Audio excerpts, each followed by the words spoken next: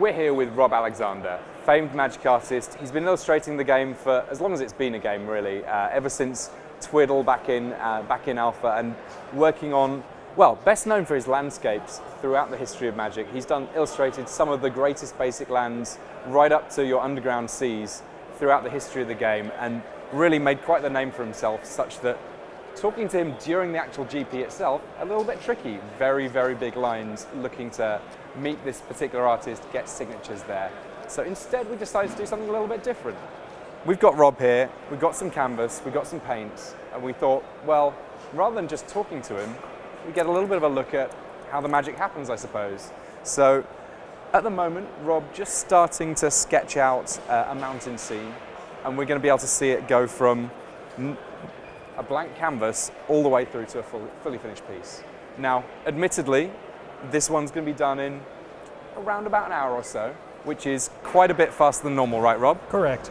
But at the same time, I don't know about you, but I'm very excited to see exactly how this one goes about, because there's really, even though this is a quick sketch, many of the techniques the same sort of ideas. Would that be fair? Very, very much, yes. Just slow everything down, and then you'll come close to what I would actually do at home. You mentioned actually, as you were just sketching this out, that if you were working at home, there would be a longer sort of composition phase. Correct. Just to make sure that the general idea gets refined and nuanced, so that you get something that doesn't just work; it works as well as possible. There's a reason the artist spends so much time working out all the little nuances of the composition, because sometimes small little changes in details end up having quite a large impact over the overall look and feel of the piece, how well something reads, how well how appealing it looks. So, how big would you choose to work if you were doing a piece of magic art these days? For me, practically anything larger than about 16 by 20 inches, 14 by 20 inches is just too large, by and large, to get finished in a timely manner. The personal pieces I'm working on at home, by and large, are closer to 3 feet by 5 feet, 2 feet by 4 feet, those sorts of sizes. But then those are pieces that I can afford to spend several months on if I want, and get them done in a much slower, more methodical process to my level of satisfaction. So it takes as long as it needs to take, but the bigger the piece of canvas, the longer it's going to take. Yes, very much so. And that's just, there are some techniques and some things you can do that come together relatively quickly, but then there are other things where it's simply, the laws of physics tell you if you're going to work that much bigger, you're going to take that much more time to do it. Now, thinking about Magic the Gathering specifically, you have been involved with the game pretty much since the outset. Correct. How did that first connection happen? I guess the absolute first connection was the cover that I did for a role-playing book long before they had Magic, before they hooked up with Richard Garfield at all. And it was just a group of people, Peter Atkinson's D&D group, as far as I know, or gaming group. They wanted to start doing stuff of their own. They were going to make a role-playing book that would be a cap system to piggyback onto whatever game you happen to be playing. So they asked me to do the cover for that, and I did that. And then a while later, they had hooked up with Richard Garfield, who had at first brought them, I believe, Robo Rally, which they loved but couldn't afford to produce. So they said, this is awesome, but can you come back with something you can fit in a shirt pocket and play in 20 minutes? So I would love to have been part of that conversation, because boy, did some good things come out of that.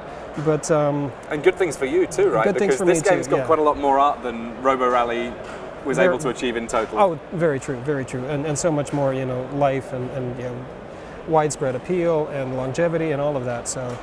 And is it a game that you've played? Do you Magic? play? Oh, I love it. I play very badly. let's not be shy about admitting that. I think the game is awesome. The dynamics in it are addictive.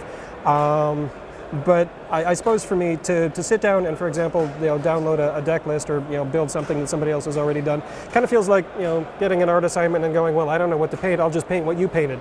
you did my thinking for me, yes, and I like what you thought of. So, well, yeah, I can't do that with a painting, and it feels exactly the same if I was to sit and do that with building a deck. So I am more fond of draft formats where we're all starting on a random footing, or just borrowing a deck from somebody. A lot of the judges will have extra commander decks, because if you have one, you have 10. So, just sit down and play with some of them in the after hours kind of thing, and it's really just about having some fun with it all. So, do you play with any of the cards that you've illustrated? Yeah. I've got. I guess it's hard not to have lands in deck, right? It is hard, and I will admit to yes, if I've just got a land library to draw from, I'll just pick my own. Why not? I like what I do. I'm happy with it. So yeah, go ahead and lean into that. Having worked on Magic since basically day one. Yep, day one. Has it changed much? Oh yeah, quite from an art perspective. Yes, even from an art perspective, as the artists have grown up and matured, certainly the game and its requirements have done the same. In the beginning, we really had only the loosest idea of a universe to set the game in. There was not really any cohesive structure to the whole. And there really, at that point, wasn't an appreciation even so much of the need for one or how to achieve one, or all the various other marketing options to tie into it. So a lot of times it was we need a blue card, I need a land card, I need to give me a cool creature that's green. Things. Those were the sort of art descriptions we got in the early days. Then wow. As you get into the more, I guess, mature phase of the game, now there were novelizations and tie-ins with that. There was an ongoing story arc, things like that we needed to continue. So the need to pay more attention or make sure that if a character is reappearing from one set to the next or one card to another, that they at least look the same, they're dressed in the same outfit, or if they're not, there's a reason why that the players can understand. Because we are also looking at what is the experience of the players as they're going through this game. What do they want? What do they find appealing? Things like that. So even as an artist, kind of not being involved directly in the decision-making process, you still kind of get caught up in the whys and wherefores of how the decisions are being made and the point behind them. And then as that just sort of continued to expand and be growing, then we got into doing entire style guides, which is just the same as you would do for a video game or for a movie. So then you get an art Bible coming out. Here's the universe that we're set in, and we were encouraged very much. We need you to use this as a starting point, but don't just if your assignment references the image on page 42, don't just paint the thing. Give me an interpretation. Just use that as a starting point. And those style guides, I was involved in generating a number of the very early ones, and those have gotten much more complicated as well. But Wizards would bring in 3, 4, 5 artists to Seattle for a month, put us up in the hotel, which for them was an awesome idea, by the way, I think, because you bring somebody from out of town to a hotel and to which is right across from the office, and say your job is to come and work. Concept is from 9 to 5. Well, now what am I going to do? I have no car. There's nothing around. I might as well go back to work. So we did. So you'd often find us in there. They got their money's worth. We'd often be back there, 10, 11, 12 o'clock. We're still working in there. Kind of like, it's fun. We do this because we enjoy it. So why not get in there and just, And I guess that it also, between those sorts of engagements and coming to cons and doing signings like this one here at GP Utrecht, you get to hang out with a lot of artists too, I do. I'm very lucky that way. So... what a good crowd, I gotta say. I have yet to meet a Magic artist that I did not get along well with. Sometimes you meet them and it's like, I must have known you for 10 years. I've just met you, but you are so easy to talk to, and we have so much in common because this is what we do and what we enjoy. I keep feeling like I'm just meeting long-lost friends. Well, you know what? It's the same for players too. I feel the exact same way if I travel to a different part of the world. I might not literally know anyone, but we have the same frame of reference, so you can immediately relate. Yeah, and I hear the exact same thing from judges, for example. The whole judge community and how tight-knit that they've become, and some of them you do see over and over again at some of the shows. Some of them you're meeting for the first time, but it all seems to go well. Now, this is all oil painting that you're doing here. Yes. And that is your preferred medium, right? At this point it is. Yeah, I spent the first 10 years or so of my career working in watercolor, which that's the one medium most people refuse to work in. Why is that? Has a reputation for being extremely difficult and unforgiving to work with. I happen to like it. First time I picked it up and tried it, it just felt like coming home to something. That makes sense. It made sense to me. It worked. It was subtle and sensitive and responsive to what I was trying to do with it, and I just had fun with it. And so you've never been lured across by the digital side of things? I've done some digital work, and these days probably half my work is digital, for one reason or another. Is that kind of an industry thing that you can get things done fast and manipulate them easily? It really is fast, and I spent several years doing, for example, concept art for some video games. The demand for speed and the turnaround time on those is such that you really just have to work digitally. There's no way to keep up with the pace otherwise, and the changes that are constantly required and things like that. So that was all digital, and I'm not opposed to it. It can certainly do some beautiful things, but at the end of the day, I get an awful lot of satisfaction out of just holding up a canvas like this and saying, "Hey, I painted this." That's really, I mean, when you think about, because of my age, when we got into it, that's all there was. All the stuff that I studied in art history, all the beautiful things I'd seen, it was nothing but original work. So when I thought of what it meant to be a painter, that was what always occurred to me. So it's just, this is, for me, sort of coming back around full circle to what I wanted to do in the first place, which, when I first got into this, I wanted to recreate some of those big, beautiful oil paintings that I saw and the working processes that those artists had, and it was really, taking a workshop on exactly that set me on the path of figuring out how to do what I wanted, but in a commercially viable way. It happened to be somebody who had spent an awful lot of time, actually I think he'd started out as a more of a modern art abstract type painter, and he just was frustrated with all the things he wasn't able to accomplish and realize doing it that way. And he went back and ended up teaching himself, I think it was 14th century Venetian painting. Wow. Out of, quite a departure. Quite a departure, and then teaching some workshops on it, and had an opportunity to go down and study with him for a week, and just kind of really turned everything around for me from that perspective. Who are the artists that you particularly admire, either sort of now or historically? Well, historically, you're looking at an awful lot of the Venetian painters, particularly Vermeer and Rembrandt. For me, you're looking at a lot of the Italian painters, of course. But then, I suppose my personal holy grail would be the Hudson River Group, which, surprise, surprise, is a group of landscape painters, American, late 18th century kind of thing, but phenomenal pieces. They go out into the field, do an awful lot of sketches and color studies and make notes and whatnot, then go back to the studio, and they'd work on these giant canvases, 6, 8, 10, 12 feet across, and take 6 months or a year or 2 years, whatever it took them to finish up. But that to me was the absolute ultimate end goal. If I could ever accomplish that to the level of finesse that these guys managed, that's it. I'm happy. I can die. I can step in front of the bus now, because that is the pinnacle. Preferably, I will avoid the buses, but if I have to, at least let it be after that. So. And you mentioned that you've done concept work for video games. Yeah. I recall you mentioning in a previous occasion we've spoken some film work as well. Is that right? No, not for me personally. Very minor influences on some films, but no work where I've actually been directly part of the concept team working on the films or anything. I would like to, when I grow up, work on films. And in the meantime, I know, for example, when they were working on the Lord of the Rings trilogy, I had a chance to meet the folks at Weta Workshop and show them my portfolio one year at the San Diego Comic Convention. And I was talking to Richard Taylor, the head of the studio, and he got a couple pages into the portfolio and called over Daniel Falconer. And I guess when they were first doing the movie, they had done the smart thing. They'd gathered all the images that had already been done for that license and went, well, what's good and what's not? That makes sense. The book that we like, and the don't ever do this again book. And I guess, one of the pieces I did for the Lord of the Rings card game that Iron Crown had put out, that was page 1 of the Wood Elves book, like Legolas and everybody. Some of the stuff I've been doing with some of the architecture they really liked.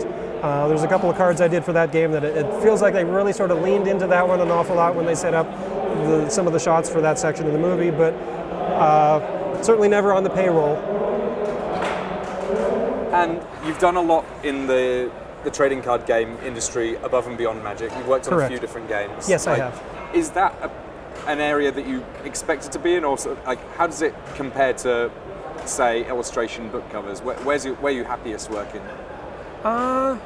I actually really enjoy the trading card games, and when I got into this, and your mention of book covers was absolutely perfect. That's what I wanted to do. But when I first got into it, that was sort of the penultimate opportunity for doing science fiction and fantasy, representation and illustration. There was really no gallery coverage or opportunity for it. There was very little media or mainstream acceptability of it. If you wanted to do something like that, your only source was board games or something like that, which were always ghetto, a lot of fun but no money because they just don't make that much money on a per unit basis. Or if you got lucky and could turn something around in a reasonable time manner, then you could get to do some book jackets. And I know a lot of artists that I was talking to when I first got started. That's what they did. That's where my initial leanings were. And that was the direction my career was actually really strongly gearing up to go when Magic came along. And then I watched over the next few years. We got just as much freedom as they did, if not more. We didn't have to deal with people putting type over top of the paintings. And the royalties and whatnot in the early days were sufficiently good that I actually had a number of friends of mine that were doing book jackets calling me up and going, "Who's the art director for Magic? How do I get into that?" When you look at amount of money per hour spent, that was actually becoming more profitable. And yeah, they liked the additional freedom. So I had a lot of people jump ship. You've had, based on how long you've been in the game, a lot of opportunity to travel the world to events, to GPs, to various Pro Tours all over the world. Yes. Tell us a little bit about how that sits compared to being at home in the studio. There's no comparison. No, this has been, a 15-year carnival ride, whatever they've been doing the tournaments now. It never gets boring. And I never get jaded because I always presume that'll be the last time I'm invited to something. And it is just, I absolutely love getting to travel, first off, and obviously being a landscape and architecture person, getting a chance to travel the world and see and experience different places, different cultures, the history of something much older than Canada is really awesome for me. But also, I grew up, like I said, as a science fiction geek. I read everything I could find, saw all the movies, all of that. So this is exactly the sort of person or crowd that I would be most comfortable hanging out with anyway. So if I wasn't doing the artwork, I'd probably be out there I'd be the first one eliminated from tournament contention, and I'd go to the side events all weekend because that's what I would be here for anyway. Awesome. But yeah, the tournament thing has really just been incredibly exhilarating, rewarding. I have seen places I would otherwise never have gotten to see, met people I'd never have had a chance to meet, and yeah, just experienced so much more of the world. And I just feel so lucky. It seems crazy to me that I feel like we're old friends, and largely that's from you hopping across all the way from Canada to Europe on a very regular basis. Yes. I feel like yours is one of the signatures that is the most recognizable on many different cards. And because they're on lands, it feels like you're always going to be kind of an evergreen artist for Magic. It does feel that way. And I would feel guilty if I had, done landscapes for a purely selfish reason or anything, but fact of the matter is it's just my absolute favorite thing to paint. And when they found out that I was willing to do that, and not just as a quick and dirty excuse, and then you're going to put the character or the creature on top of it, but just do the landscape as the landscape, then really? Oh, you got to yeah, so it really just sort of came about that way. But I really just mentioned it to them because I knew that they were having a hard time finding people that would be happy with that, and that is really what got me drawing and painting in the first place. So I was more than happy. Thinking about it, there's really not been that many Magic cards that you've done that have not been lands. Isn't that right? That is correct. Yeah, I think if you look at the ones that are not basic lands, they're by and large non-basic lands, or they are at least pieces that are very heavily landscape oriented or themed. So yeah, I think one of the only ones that I can think of yours that has a sort of really strong central character was Spectral Cloak from Legends. Right. And even there you've got this gigantic skyscape in the background, and it's very much the sort of character emerging from the middle of it. It is. There was that. There was, I know, for example, in Kamigawa I did a couple of figurative pieces like Serpent Skin, which were strictly figurative. I did things like the Greater and the Lesser Gargadon, which were just pure creature type images. just enough that you can build a Rob Alexander deck. Just enough, yes. Well, pretty much have a way of winning the game. Yeah, you pretty much need, for example, if you're playing Commander, you pretty much need Rabinia Soulsinger, because that's the only unique, legendary creature I did. But there, you've got your Commander. Yeah. Certainly no shortage of mana. Yeah, no shortage of mana cards. And, your mana fixing's insane in the Rob Alexander deck. It is. You just don't have much to spend it on, so spend wisely. And obviously, you find yourself at a lot of these cons sat alongside various other Magic artists. Mm-hmm. Are there particular Magic artists that you really sort of are impressed by their work, or there's something about their work that speaks to you? Oh, there's quite a number of them for different reasons. To hit a couple of obvious ones, Donato Giancola, for example, just because he and I both have that same desire and sensibility of combining that classical aesthetic, the old masters look with the contemporary science fiction and fantasy themes and settings. So he and I are both, he's gone off and made a brilliant career for himself painting, hands and faces, and I've done somewhat similar painting landscapes and architecture, but an awful lot of respect for him. On the other hand, I've also done an awful lot of shows, for example, with Steve Argyle, who I think is a fabulously talented artist.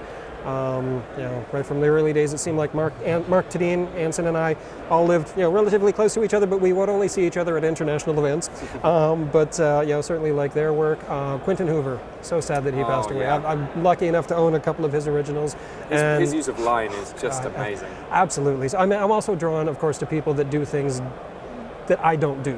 Yeah. So I look at things like that. Even as a watercolorist, I had my look and my say, which was more along the lines of the old Victorian, watercolor and body paint is what they called it, which basically watercolor and gouache. And then I look at somebody like Drew Tucker, for example, which is really loose and washy and suggestive. And some people love it. I get started with that, and I want to keep working and refining. And Drew's got enough, either clarity or courage to just stop and go, it's done enough. This is good, and he's right. That's where he should stop. It's beautiful, so things like that. Yeah, I tend to be gravitated towards stuff from somebody that is doing what I don't do.